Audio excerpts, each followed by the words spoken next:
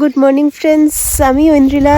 আর সকালবেলা আপনাদের স্বাগত জানাচ্ছি মেলঘাট টাইগার রিজার্ভের কোর এরিয়া থেকে। মেলঘাটের মেন অ্যাট্রাকশন হচ্ছে ফরেস্ট আউলেট বলে একটি পাখি।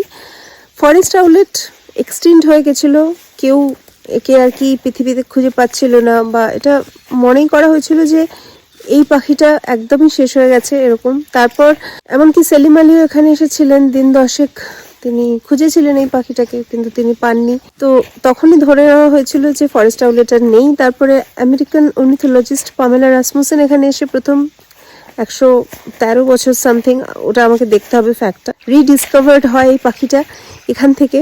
তারপরে এখন ফরেস্ট আউলেটের প্রচুর সংখ্যায় তারা বেড়েছে। কোরকু ভাষায় ফরেস্ট আউলেটকে বলা হয় ডুডা।